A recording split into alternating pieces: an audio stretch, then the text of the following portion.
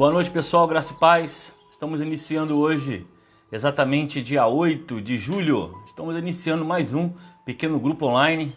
É o nosso pequeno grupo online da Segunda Igreja Batista em Gramacho, aqui que nós reunimos toda segunda-feira, de segunda a sexta, semana, aprendendo um pouco mais sobre a palavra de Deus, estudando aí o Evangelho de Lucas nesse período de pandemia, um período complicado que nós estamos vivendo.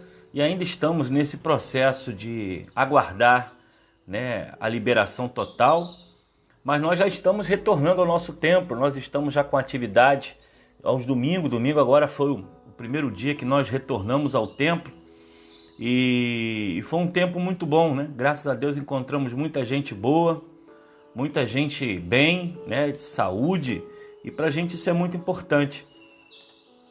Então, próximo domingo, nós estaremos com as nossas atividades na nossa igreja, estaremos realizando lá o nosso culto, 10 horas da manhã, nossa celebração, e à noite. Você deve escolher aí um horário melhor para você, poder estar junto com a sua família, lá na segunda igreja, ou 5 horas, ou 10 horas da manhã, ou às 6h30 da noite. Você pode estar com a gente lá na Segunda Igreja Batista em Gramacho, tá bom? Eu estou preparando tudo aqui, você que está chegando, vai deixando oi, deixa um boa noite, deixa a paz aí, vai deixando seu pedido de oração, se você tem. Nós vamos aguardar o pessoal chegar, vamos ver quem está por aí, quem está chegando, quem está se aproximando. Nós estamos enviando os convites aí, para os irmãos. E vamos ver quem já chegou. Adriano Paula, Deus abençoe. Rosenir Nascimento. Temos aí Elzira, Osmar, Sandra Pani, Abil Rocha, Abílio e Valdeia, Sandra Pani também. O pessoal está chegando, devagarzinho, vai chegando, vai se comunicando. Então nós vamos aguardar até o pessoal poder se posicionar, Para nós é muito bom, termos essa oportunidade de estarmos juntos aqui esse grupo da Segunda Igreja Batista em Gramacho, todos os dias. Hoje é quarta-feira, nós retornamos às atividades no templo, mas ainda não retornamos na quarta-feira. Vamos aguardar mais um pouco. Só estamos tendo culto só durante o domingo pela manhã e domingo à noite. Você escolhe, ou vai de manhã ou vai à noite, para poder dar lugar aos irmãos. Nós estamos com redução de espaço físico, as cadeiras estão separadas, cadeira sim, cadeira não. Todo o procedimento de segurança, higienização, álcool gel, o pessoal está indo de máscara. Então nós temos que cumprir as regras do país, as leis do país. Mas graças a Deus foi tudo bem, tudo tranquilo. Todo mundo muito feliz na igreja, tendo a oportunidade de rever os irmãos. E para nós foi uma alegria muito grande, estarmos novamente ali na Segunda Igreja Batista em Gramacho, com culto público, Não com todo mundo, um grupo de manhã, um grupo à noite, mas com um movimento muito gostoso, muito bom de rever o pessoal aí, os irmãos da igreja, voltar a celebrar, a louvar no templo. Isso para nós é muito bom. Algumas pessoas têm me perguntado sobre a questão do quilo. Nós ainda estamos recebendo quilo. Se você tem um quilo para doar, um alimento, nós estamos fazendo cesta básica, nós estamos entregando a algumas famílias que têm necessitado, estamos realizando essa função da igreja, que é cuidar daqueles que precisam. E tem sido um tempo muito bom, tem sido um tempo abençoado, um tempo de paz, de graça. Estamos trabalhando muito.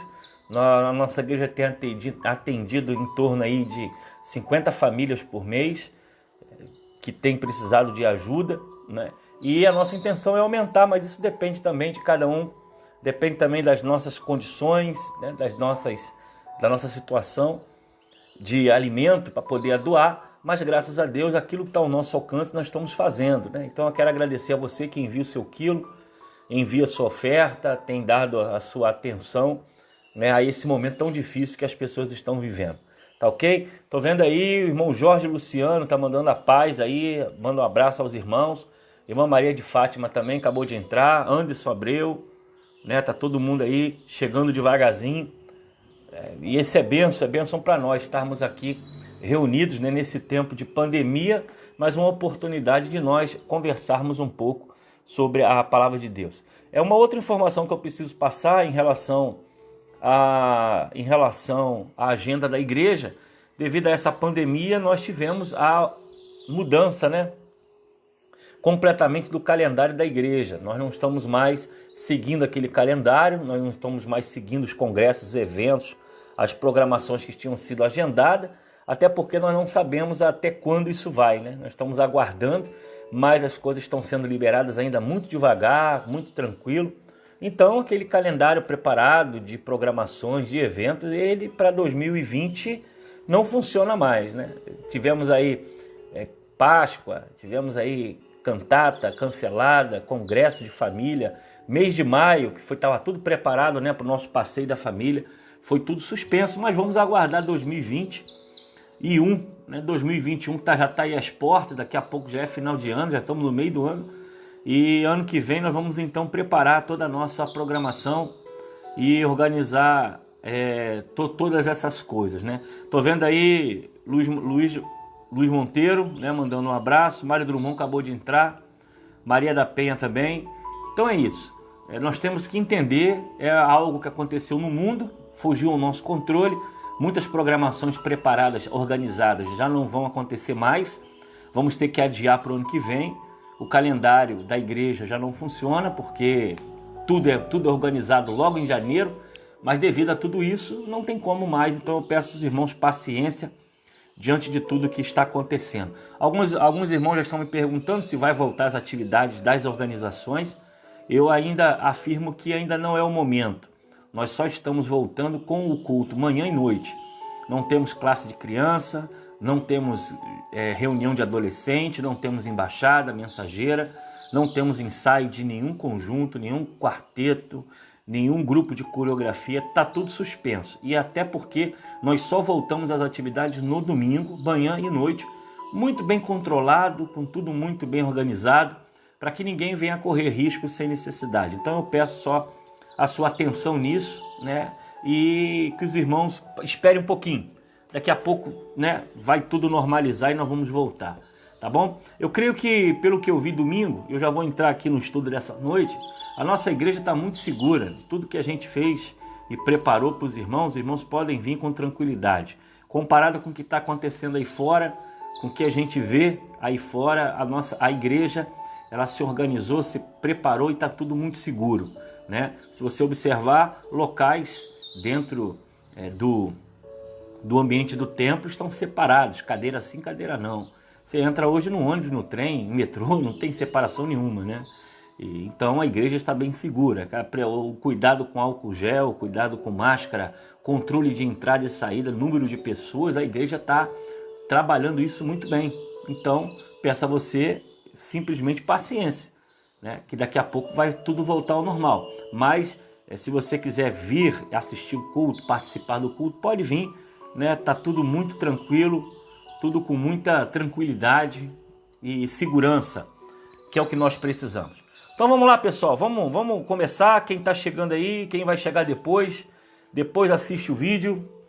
Vamos nessa, que hoje é quarta-feira, dia 8 de julho. E nós estamos exatamente em Lucas, no capítulo 22. Lucas, capítulo 22, do versículo 47 ao versículo 53. Falando aqui, né, dizendo aos irmãos que nós estamos já caminhando para o fim. Capítulo 24, eu acredito que essa semana nós vamos terminar o Evangelho de Lucas. Foi um estudo bíblico expositivo, versículo por versículo, capítulo por capítulo. Começamos no início da pandemia, estamos indo agora para o finalzinho. Eu acredito que nós vamos continuar um outro livro, tá? Mas o Evangelho de Lucas nós vamos encerrar aqui. Então vamos lá, diz o seguinte, o texto de Lucas, capítulo 22, 47 ao 53, diz assim: Então Jesus ainda falava e chegou uma multidão conduzida por Judas, e um dos 12. E ele se aproximou de Jesus e o cumprimentou com um beijo. E Jesus, porém, lhe disse: Judas, com um beijo você trai o Filho do Homem? E quando aqueles que estavam com Jesus viram o que ia acontecer, disseram: Senhor, devemos lutar? Trouxemo-nos as espadas. E um deles feriu o servo de um sumo sacerdote, cortando-lhe a orelha direita. Mas Jesus disse: Basta. E tocando a orelha do homem, curou. Então Jesus se dirigiu aos principais sacerdotes, aos capitães da guarda do templo, aos líderes do povo que tinha vindo buscá-lo, Por acaso sou um revolucionário perigoso para que venham me prender com espadas e pedaços de pau? Por que não me prendem no templo? Todos os dias eu estava ali ensinando, mas esta é a hora de vocês, o tempo em que reina o poder das trevas. Então o texto que nós estamos lendo exatamente vai acontecer logo após o Getsêmani. Nós falamos ontem do Jardim da Oração e agora, após esse período de oração no Monte das Oliveiras, o próximo ao Jardim das Oliveiras, né? O Getsêmani, nós vamos ver que Jesus agora ele é oficialmente preso. E dentro dessa visão da prisão de Jesus no Getsêmani, nós temos que pensar algumas coisas aqui importantes para nós tirarmos desse texto. Primeiro, Jesus não foi preso por acaso, ele não foi preso de surpresa, ele sabia exatamente o que ia acontecer. Lembra que no momento da ceia ele apontou quem seria o traidor? Lembra que antes da ceia acontecer, Jesus havia falado com os discípulos, olha, eu vou a Jerusalém, vou ser crucificado, vou ser aprisionado, vão bater, vão cuspir, vou morrer, mas ao terceiro dia eu vou ressuscitar. Tudo já estava sendo previsto e anunciado por Jesus. E agora chega exatamente esse momento, e o mais interessante é que no final desse texto, Jesus exatamente vai falar sobre isso. Ele diz o seguinte, olha, eu não estava no templo e vocês não poderiam ter me prendido lá? Eu não estava andando pelas ruas e vocês não me prenderam? E exatamente nesse momento, quando Judas chega, ele chega com uma tropa muito grande. Alguns estudiosos vão dizer que era em torno de 600 homens. Era uma turba, né, de soldados, que é geralmente, se eu não me engano, 1/3 ou 1/4 de um agrupamento romano. Então essa quantidade de homens, em torno de 600 homens, chegam ali para prender a Jesus. E Jesus vai dizer, olha, não estava na rua, vocês não poderiam me prender, mas agora é o momento, agora essa é a hora. Então nós vamos ver que essa cena trágica, essa cena terrível da prisão de Jesus, nós vamos entender agora alguns pontos para nós tirarmos um aprendizado. O primeiro dele é o próprio Jesus. Nós vemos que os inimigos de Jesus, os próprios soldados romanos, eles tinham uma visão deturpada de quem ele seria. Alguns imaginavam ele ser um revolucionário, ele ser um líder, né, de uma seita, ao ponto dos soldados, né, entenderem que ele seria também um revolucionário político, porque para os sacerdotes e os políticos prenderem a Jesus exatamente na festa da Páscoa, naquele momento que estava vivendo, seria algo muito difícil, seria muito complicado, porque a cidade aumentava 5 vezes mais a quantidade de pessoas na cidade, devido às festas que estavam acontecendo. Então prender exatamente Jesus, aquele que está indo na frente daquele grupo, né, curando, sendo alguém muito conhecido na cidade, seria algo complicado fazer isso exatamente, realizar isso exatamente no meio de uma grande festa, de algo que está acontecendo. Mas os soldados não tinham, né, plenamente conhecimento de quem ele era. E Jesus então ele se entrega, ele faz até esse questionamento, eu sou algum revolucionário para vocês virem me prender com espada e com um pedaço de pau? É como se ele fosse alguém assim, um agitador. E aí nós vemos que nem os soldados, nem as próprias pessoas que estavam envolvidas em prendê-lo conheciam realmente quem ele era. O segundo movimento que acontece aqui é em relação a Judas. A partir do versículo 47 e o 48, nós vamos ver a atitude de Judas em trair a Jesus. Primeiro, Judas ele é ingrato. Esse ato de traição é uma ingratidão muito grande, porque Jesus deixou que ele fizesse parte dos 12. Ele esteve com Jesus, ele esteve à mesa com Jesus, ele participou do movimento, ele esteve presente nos milagres, no ensino.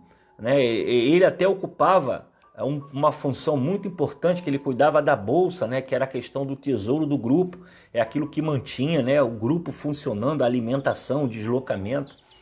E Judas, desfrutando de todo esse privilégio, ele simplesmente tem uma atitude muito ingrata, porque ele vai movido pelo seu coração, pela sua ganância, exatamente com o desejo dele conseguir o seu objetivo, ele vai trair a Jesus. E dentro dessa visão que ele vai ser preso, nós vemos um movimento de Judas. Primeiro, ele sendo completamente ingrato. O segundo é que ele é o traidor. Ele é aquele que movimenta tudo para que o mestre fosse entregue. E o que ele escolhe para ser o sinal, o código, o que ele escolhe para ser aquele toque que daria aos soldados, quem do grupo deveria prender. E por que Judas fez isso? O interessante é que, quando nós lemos o texto, Jesus andava com o povo. Ele se vestia como os discípulos, ele estava com o povo. Então Jesus ele tinha cheiro de ovelha, ele tinha cheiro de povo. Ele não era com roupas brilhantes, com roupas de rei, com roupas de destaque. Ele era um homem comum. Ele viveu como viveu os seus discípulos. Ele se vestia igual a eles. E era necessário um código para que soubesse exatamente quem prender no meio daquele grupo que estava ali. E Judas então escolhe exatamente o beijo para ser o instrumento, para ser usado como código para quem deveria ser preso ali no Getsêmani, ali no jardim. E um outro ponto que nos chama a atenção é que Judas, além de ser o traidor, além de ser ingrato, Judas é meio dissimulado, né? Ele é meio aquele que é e não é, faz cara que é e faz cara que não é. É meio barro, meio tijolo. E Judas ele vai agir de uma forma completamente estranha, porque o código que ele escolhe é exatamente o beijo. E nesse beijo há algo aqui interessante para a gente poder pensar. Primeiro, quando você encontra na Bíblia o termo grego para beijo, em algumas outras traduções você vai ver que é gilein, que é beijo em grego. Só que é um beijo comum, é um beijo natural, né, no rosto, um beijo comum que é dado. Só que quando o texto, exatamente de Getsêmani, né, a Bíblia vai dizer que Judas então traiu Jesus com um beijo, ou que ele foi e beijou, o termo gilein muda. E ele vai passar a ser catagilein, que é o termo de um beijo mais intenso. Ou seja, é um beijo mais demorado. É um beijo mais, vamos usar, intenso. Então é interessante. Quando você encontra esse termo na Bíblia, geleim é um beijo normal, um beijo, alguém chegou lá, beijou o rosto, pronto. Só que esse termo beijo no texto de Getsêmani, em que Judas vai beijá-lo, ele vai usar um termo grego que catalegein, catagilein, que quer dizer um beijo mais intenso, é um beijo mais demorado. Provavelmente Judas chegou, beijou o rosto de Jesus e ficou um tempo, né?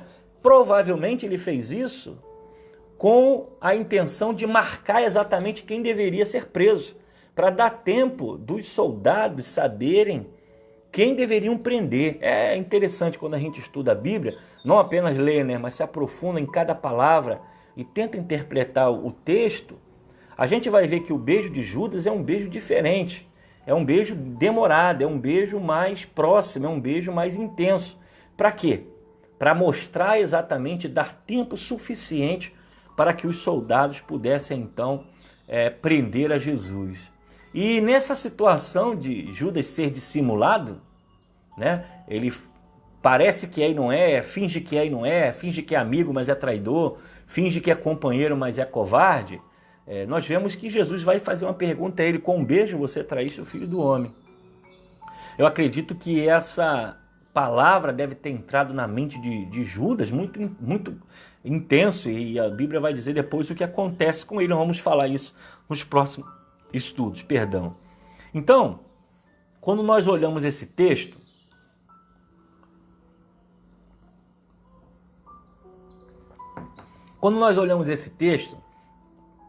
nós vemos como ele é rico de detalhes, que faz entender exatamente o que está acontecendo. Esse movimento do que tudo isso que nós estamos falando está acontecendo exatamente no momento que Jesus está sendo preso. Agora tem um outro grupo que também faz parte desse cenário, que são os discípulos e Pedro. o texto vai dizer que os discípulos começam a querer defender a Jesus diante da prisão. Olha o que diz o texto. Quando aqueles que estavam com Jesus viram o que ia acontecer, disseram: Senhor, devemos lutar? Trouxemos as espadas. Outra situação interessante nesse momento é que os discípulos ainda não entendiam, né? Parece que eles não estavam entendendo o que estava acontecendo. Jesus já havia avisado que seria traído, Jesus avisou que seria preso, Jesus avisou que ele seria levado pela turba, né, dos soldados. Jesus havia orientado que ele deveria morrer, mas os discípulos ainda agem para defendê-lo. E eu acho que há uma característica aqui também importante. Eles estavam seguindo a Jesus, mas ainda não entendiam quem ele era ou por que ele veio.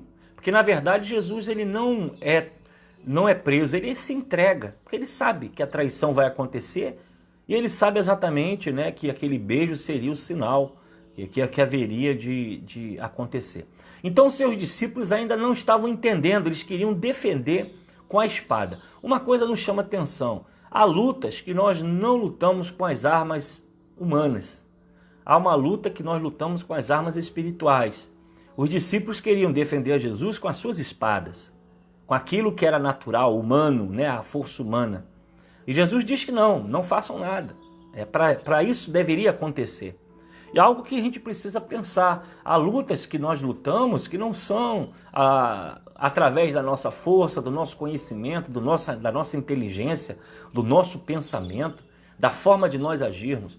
Há lutas que são vencidas através da oração, através de uma vida com Deus, através de um momento de reflexão, de leitura da palavra. E os discípulos queriam defendê-lo com as suas armas físicas, algo que seria impossível de acontecer. E aí, dentro desse ponto, né, nós temos aí Pedro, que antes da resposta, porque sempre Pedro é o ansioso, né? Sempre Pedro, ele aparece em alguns momentos como sendo aquele que quer resolver as coisas antes de esperar pensar, né? É impulsivo. E é feita a pergunta: Senhor, devemos lutar? Nós estamos com a espada. Aí o texto diz que não houve nem resposta. Mas antes da resposta, então Pedro tira a espada e corta a orelha de Malco. Jesus agora depois coloca a orelha no lugar daquele soldado e pede para que não haja nenhuma luta, nenhum confronto. E aí nós vamos ver também algo que a gente precisa pensar. Nós não podemos agir na nossa vida tentando resolver as coisas de forma impulsiva, de forma que nós vemos a usar apenas a nossa razão. Há situações que elas devem ser discernidas espiritualmente. Então há momentos que você deve sim agir, reagir, confrontar, mas há momentos também que você precisa parar e usar outras armas. Às vezes não é falar, às vezes não é discutir, às vezes não é reclamar, às vezes é usar as armas, né, espirituais, as armas que Deus tem nos dado.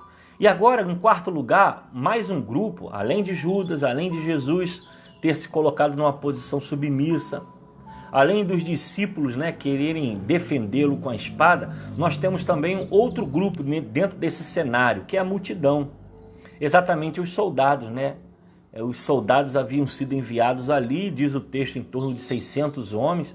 Era uma turba, era uma escolta de soldados, correspondiam mais ou menos aí uma parte, né, de legião, um décimo da legião que deveria ser usado pelos líderes, né? E por que isso?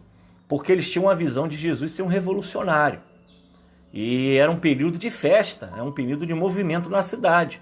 Então a liderança ficou preocupada de, nesse momento da prisão, ter algum alvoroço na cidade, ter algum movimento contrário que poderia impedir de Jesus ser preso. Então eles enviam para o Getsêmani exatamente 600 homens para prender, né, apenas um, pela importância que ele tinha na cidade, de ser para alguns, como é para nós, o Messias. E Jesus então vai mostrar que a sua detenção não houve nenhum tipo de resistência, né? Jesus encara sozinho essa situação. Ele encara sozinho os seus inimigos, ele se entrega, ele se coloca à disposição de ser levado para a cruz. E nós vamos entender que Jesus não foi preso de forma surpresa, ele já sabia. E ele também se entregou por cada um de nós. Então, olhando essa cena que nós estamos vendo no Getsêmani, nós vamos observar esse quadro. Jesus, a sua postura, né, submisso, entregue, os discípulos ansiosos, tentando defendê-lo com a espada, só que existem lutas que nós não lutamos com as armas naturais, lutamos com as armas espirituais. E nós vemos aqui Judas, né, sendo ingrato, sendo traidor e sendo dissimulado, em que ele escolhe um beijo, um sinal, né, de carinho, um sinal de respeito, um sinal de amor. Ele usa exatamente esse sinal para ser o sinal que deveria ser o pacto da traição. Ele usa o beijo como um sinal, um alerta para quem deveria ser preso. E ainda um detalhe mais profundo é que esse beijo não é um beijo assim, simples, ele é um beijo intenso, é um beijo demorado, né? Ele beija a face de Jesus e permanece ali por um tempo, talvez para dar tempo do soldado ou do líder entender quem deveria ser preso no meio do grupo de discípulos. Então, pessoal, quando nós paramos para pensar nesse momento, para nós podermos fechar aqui, algo que deve nos chamar a atenção é que tudo isso acontece por amor ao homem. Jesus se entregou para que pudéssemos ter vida. E a mensagem do Evangelho nada mais é do que o Cristo que se entrega por nós, o Deus que se faz homem e habita no meio de nós. Então o Evangelho é a boas novas de que o que estava perdido foi encontrado, o que era condenado foi liberto, o que estava preso pelas maldições e pelo pecado alcançou a graça, porque esse Cristo resolveu, em seu amor, se entregar para sofrer na cruz os nossos pecados.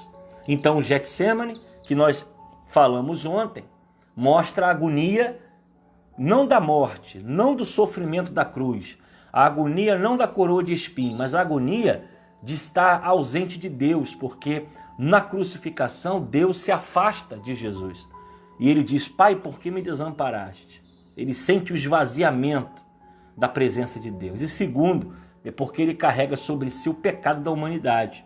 Deus não habita, né, no meio de pecado, no meio de desobediência. Então esses momentos da cruz trouxe angústia a Jesus, não a sua morte em si, porque ele sabia que ia ressuscitar, mas simplesmente a ausência do próprio Deus.